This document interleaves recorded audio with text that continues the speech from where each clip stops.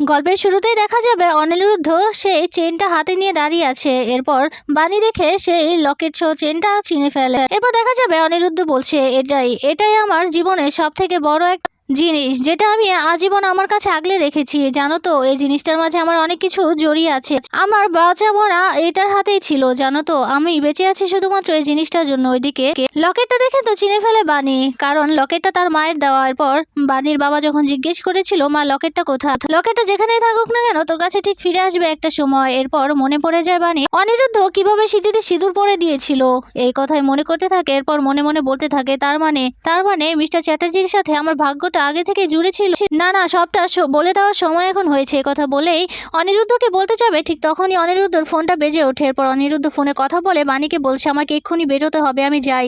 কথা বলে অনিরুদ্ধ চলে যায়। এদিকে বাণী কিছু বলতে পারে না, বলতে চেয়েও বলতে পারে না। এরপর অনিরুদ্ধ চলে যায়। এদিকে বাণী বলছে, আমি এত কাছাকাছি এসেও বলতে পারলাম না সে কথাটা, এই কথাটা আমি কবে বলবো, এই কথাই ভাবতে থাকে। এরপর হসপিটালে চলে যায় বাণী। এরপর নার্সের সাথে কথা বলে। তখনই সেখানে মৌলি যায়। মৌলি এসে বাণীকে বলতে থাকে, জানো তো বাণী, তোমার জন্য না আমার বড্ড আফসোস হয়।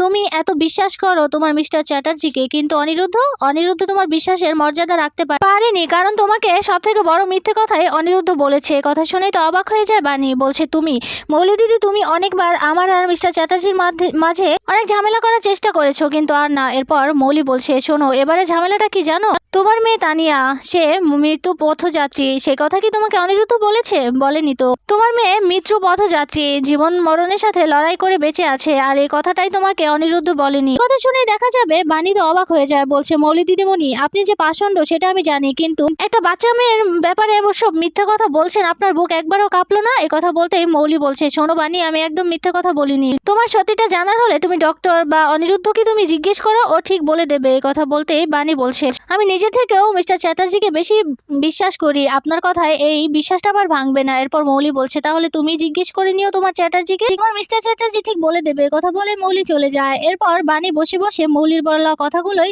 ভাবতে থাকে। এরপর অনিরুদ্ধর কথা ভাবতে থাকে। অনিরুদ্ধকে বারবার বাণী জিজ্ঞেস করেছিল তানিয়ার কি হয়েছে, কিন্তু অনিরুদ্ধ সবসময় কথা এড়িয়ে গেছে, কিছু বলেনি বাণীকে। সে কথাই ভাবতে থাকে। তখনই অনিরুদ্ধর মা আর বাণীর মামুনি সেখানে আসে। এরপর অনিরুদ্ধ এসে বাণীকে ডাকতেই বাণী অনিরুদ্ধকে দেখে মনে পড়ে যায় মৌলির বলা কথাগুলো।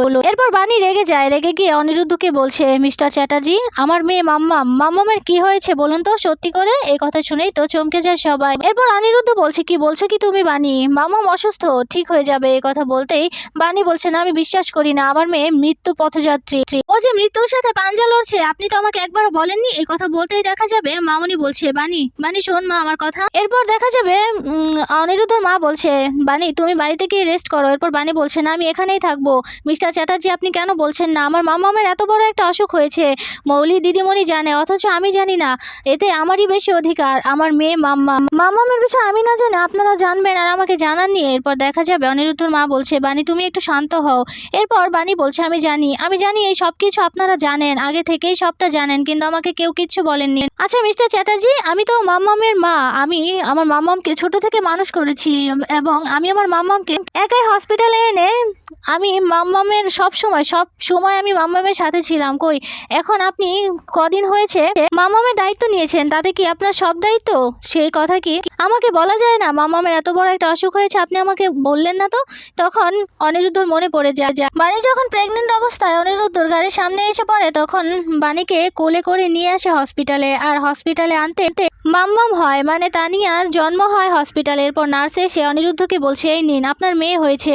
আর তখন প্রথম কোলে নিয়েছে অনিরুদ্ধ, আর তারপর বাণী। এরপর অনিরুদ্ধ মনে মনে বলতে থাকে, বাণী তুমি হয়তো জানো না, কিন্তু মাম্মামকে হয়তো তুমি জন্ম দিয়েছো, কিন্তু প্রিন্সেসের জন্মের পর সবার আগে আমার মুখ দেখেছে, আমি ওকে কোলে নিয়েছি, আর এ পর্যন্ত আমি ওকে নিজের মেয়ের জায়গাটাই দিয়েছি। এদিকে দেখা যাবে বাণী বলছে, কি হলো মিস্টার চ্যাটার্জি, বলছেন না কেন? এরপর অনিরুদ্ধ বলছে, শোনো, মৌলির কথায় তুমি কান দিও না। এরপর বাণী বলছে, হয়েছে, অনেক হয়েছে, আমি আমার মাম্মাকে একাই বুঝে নেব।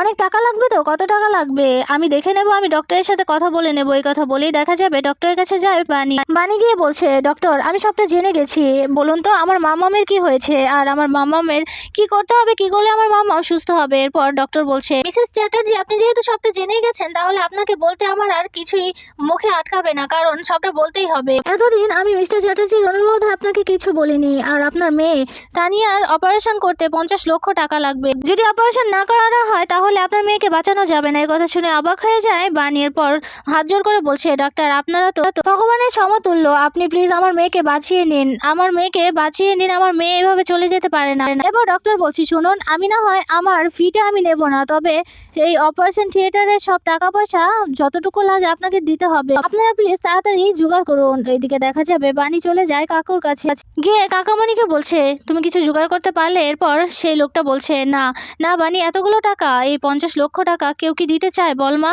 কেউ দিতে রাজি হলো না রে।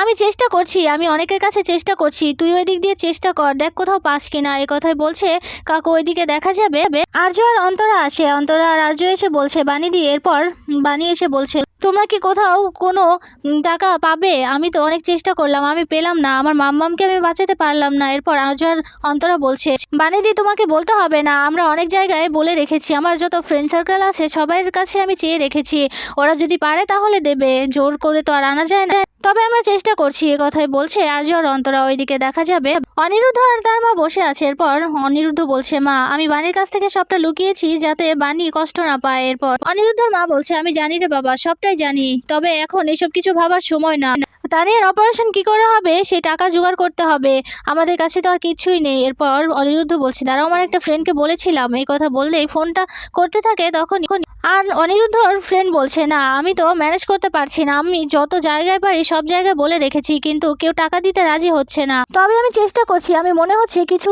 ম্যানেজ করতে পারবো, তবে সবটা না। এই কথা বলে ফোনটা রেখে দেয়। এরপর অনিরুদ্ধর মা নিজের হাতের দিকে তাকিয়ে দেখতে পায় দুজোড়া বালা আছে। এরপর হাত থেকে খুলে অনিরুদ্ধকে বলছে, বাবা তুই আর একটা কথাও বলবি না, না করবি না, এই বালাজুড়ো বিক্রি করে দে, তানিয়া তো আমারও নাতনি তাই না, ওর সুস্থ হলে দেখবি একদিন সবকিছু ঠিক হয়ে যাবে। এরপর তখন পুজোর ফুল নিয়ে আসে বানি। বানি এসে নার্সকে বলছে, আমি একটু মাম্মামের কাছে যাব, পুজোর ফুল মাথায় ছোঁয়াবো। এরপর নার্স বলছে, হ্যাঁ যান। এরপর দেখা যাবে অন্তরা রাজুকে রেখে বানি যাবে, তখন অনিরুদ্ধ সামনে আসে। এরপর বানি বলছে, মিস্টার চ্যাটার্জি আমি এখন কথা বলার মতো পরিস্থিতিতে নেই। এই কথা বলেই বানি চলে যায় ভেতরে, কিন্তু ভেতরে গিয়ে মাম্মামকে খুঁজে পায় না। মাম্মাম মাম্মা বলে চিৎকার করতে থাকে বানি, কিন্তু কোথাও খুঁজে পায় না। এরপর বাইরে চলে যায়। এরপর অনিরুদ্ধকে বলছে, মিস্টার চ্যাটার্জি আমার মাম্মাম কোথায়? মাম্মাম ভেতরে নেই, কোথায় গেছে আমার মাম্মাম? এই কথা বলতেই সবাই বিচলিত হয়ে পড়ে। এরপর তানিয়াকে খুঁজতে থাকে সব জায়গায়, কিন্তু কোথাও খুঁজে পায় না। এদিকে চিৎকার করতে থাকে বানি।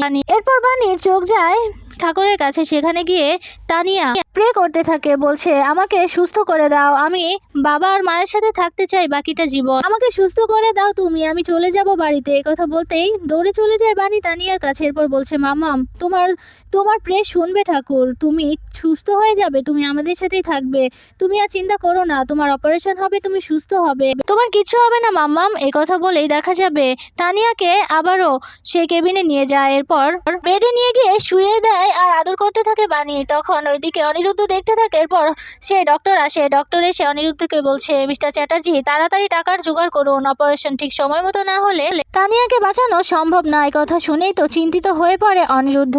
ওইদিকে দেখা যাবে বিদ্যুৎ এসেছে কিছু পেঁয়াজু আর কিছু চিপস নিয়ে, এসে বলছে, তানিয়া কোথায় আছে আমাকে এক্ষুনি জানতে হবে, ও কোথায় আছে সেটা না জানলে তো হবে না, কারণ ওকে আমার কাছে নিয়ে যেতে হবে, মেয়ের দায়িত্ব আমাকেই নিতে হবে, ওই বাণীকে দিলে চলবে না। এদিকে খুঁজতে থাকে তানিয়াকে, তখনই বাণী সেখানে আসে। বাণী এসে বিদ্যুৎকে দেখতে পায়। এরপর বিদ্যুৎকে বলছে, কি তুমি এখানে কি করছো?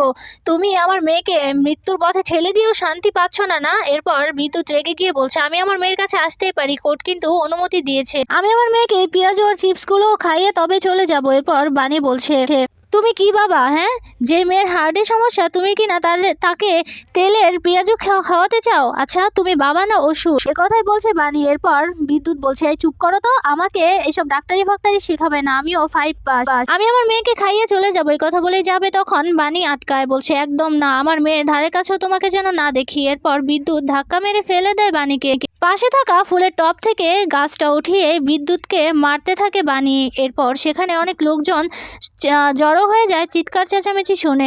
বিদ্যুৎ বলছে, একদম ঠিক করছিস না কিন্তু বানি, একদম ঠিক করছিস না, আমি আমার মেয়েকে এখান থেকে নিয়ে তবেই যাব। তখনই চিৎকার চেঁচামেচি শুনে সেখানে বিদ্যুতের মা আসে। বিদ্যুতের মা এসে বিদ্যুৎকে বলছে, কি তুই এখানে, এই কথা বলে বিদ্যুৎকে মারতে থাকে। এরপর বলছে, তুই এখানে আসবি না, চলে যা বলছি। এরপর বিদ্যুৎ বলছে, তোমরা কিন্তু ঠিক করছো না, আমার মেয়েকে আমি নিতে এসেছি, কোর্ট কিন্তু অর্ডার দিয়েছে, আমি আমার মেয়েকে আমার কাছে রাখতে পারবো। এরপর বিদ্যুতের মা বিদ্যুৎকে মারতে থাকে, বলছে, তোর মতো কুলাঙ্গার ছেলে আমার দরকার নেই, যা এখান থেকে যা। এরপর বিদ্যুৎ বলছে, আমি আমার মেয়েকে এখান থেকে নিয়ে তবেই যাব, দেখো তোমাদের কাছে রাখবো না। এরপর বিদ্যুতের মা বলছে, তুই এখান থেকে যাবি নাকি তোকে মেরেই ফেলবো, সত্যি বলছি তোকে কিন্তু মেরে ফেলবো। এরপর বিদ্যুৎ সেখান থেকে চলে যায়। এদিকে বিদ্যুতের মা এসে বাণীকে বলছে, বাণী তুই ঠিক আছিস? এরপর দেখা যাবে মৌলি আসে হসপিটালে একটা কাগজ নিয়ে। এরপর দেখা যাবে অনিরুদ্ধ বলছে, কি মৌলি তুমি এখানে কি করছো? এরপর মৌলি বলছে, আমি বাণীর সাথে কথা বলতে এসেছি। এরপর বাণী বলছে, হ্যাঁ মৌলি ম্যাডাম কি? এরপর দেখা যাবে মৌলি বলছে, এটা একটা সাইন করে দিতে হবে, তুমি অনিরুদ্ধকে আমার হাতে তুলে দেবে সারা জীবনের জন্য, তাতে তোমার মেয়ের তানিয়ার অপারেশনের সব টাকা আমি বহন করব। এরপর দেখা যাবে বাণী কাগজটা হাতে নেয়। এদিকে বাণীর কাগজ হাতে নেওয়া দেখে অবাক হয়ে যায় অনিরুদ্ধ। অবাক হয়ে তাকিয়ে আছে অনিরুদ্ধ বাণীর দিকে।